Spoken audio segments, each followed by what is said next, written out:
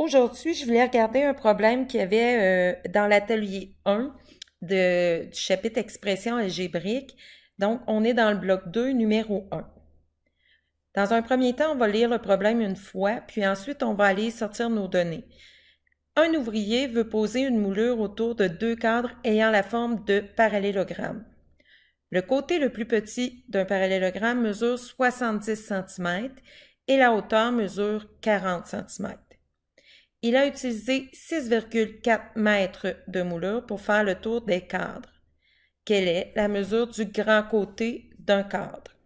Bon, maintenant je vais aller le relire, mais en gros, je sais qu'il y a deux cadres qui ont la forme du parallélogramme. Ils m'ont donné certaines mesures et pour faire les deux contours, les moulures des deux cadres, il a utilisé 6,4 mètres. Je remarque que le périmètre, parce qu'on parle du contour, je remarque qu'il est en mètres alors que les mesures, elles, sont en centimètres. Donc, je vais aller dessiner un premier parallélogramme et je vais aller mettre les données qu'elles m'ont données. Le côté le plus petit mesure 70 cm. Comme tu peux voir, moi, je l'ai annoté de la lettre B puisque c'est la base du parallélogramme. J'aurais pu lui donner un autre nom de variable. J'y ai donné le B. La hauteur, elle, mesure 40 cm. Donc, j'ai fait un parallélogramme. Les mesures ne sont pas exactes, mais au moins, ça me guide. Là, il avait deux cadres à encadrer. Donc, je viens de dessiner mes deux parallélogrammes. Maintenant, comme mon périmètre, comme les moulures utilisées sont en mètres et les mesures des côtés sont en centimètres, je vais devoir faire des conversions de mesures. Je vais donc transformer, dans mon cas, le périmètre de mètres en centimètres. J'utilise mon tableau des unités de mesure. J'ai 6,4 mètres, je vais donc l'installer. Remarque que j'ai mis la virgule dans la colonne des mètres puisque c'est 6,4 mètres. Maintenant, ce que je veux, c'est avoir des centimètres.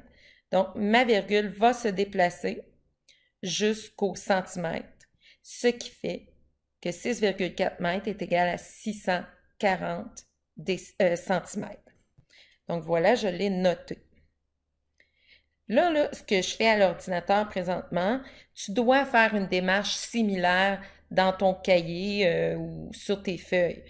Quand on te donne un problème écrit, la démarche est très importante. Donc, tu peux voir que j'ai numéroté mon étape, j'ai encadré l'étape 1, j'ai souligné mon sous-titre. Donc, je vais te demander de faire la même chose. Deuxièmement, je vais calculer le périmètre pour un cadre parce que n'oublions pas que 640 cm, c'est pour les deux. Donc, je vais diviser par 2, ce qui fait 320 cm que ça va me prendre pour la moulure d'un cadre. Puis là, maintenant, on va être en mesure de répondre à leur question, quelle est la mesure du plus grand côté? Donc, on commence l'algèbre, mais c'était important pour moi de te mettre ça en contexte. On va aller lentement, n'hésite pas à faire pause, à réécouter. Puis si tu sens encore si tu sens de l'inconfort, c'est normal. On va en refaire beaucoup pendant l'année. Donc, tranquillement, laisse le temps à ton cerveau d'absorber le tout. OK, c'est parti. Le périmètre d'une figure, on sait que c'est le contour. Donc, j'ai deux fois les bases.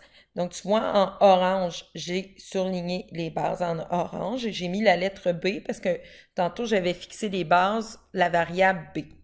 Oublie pas que lorsque entre un coefficient, le 2, et la variable B, on ne voit rien, ça veut dire que c'est une multiplication. Donc, le périmètre, j'ai les deux côtés orange, plus les deux autres côtés que j'ai mis en bleu et dont j'ai attribué la variable C majuscule, puisque c'était les grands côtés du parallélogramme. Maintenant, je sais que mon parallélogramme a un périmètre de 320. Donc, si tu remarques bien, sous le P du périmètre, je suis à la limite 320. Et là, je vais te demander de faire attention pour bien aligner tes symboles mathématiques. Ça va être aidant au fur et à mesure qu'on va avancer dans l'algèbre. Maintenant, j'ai deux bases qui mesurent 70 cm. Donc, 2 fois 70, plus les deux côtés C que je ne connais pas leur valeur. Fait que je vais laisser 2C. Là, je vais aller faire mes calculs en respectant la priorité des opérations. Fait que j'ai mon périmètre qui est 320, ça c'est figé. Maintenant, la priorité des opérations va avec les parenthèses. Fait que dans la parenthèse, c'est une multiplication. 2 fois 70, ça fait 140. Plus, je répète encore toute mon équation et regardez comment j'ai bien aligné mes symboles. 2C. Ensuite, le 140, là, je veux l'enlever parce que mon but, c'est vraiment de trouver la mesure du côté C. Donc, il faut que j'y aille soustraire mes côtés B de 70 cm au périmètre.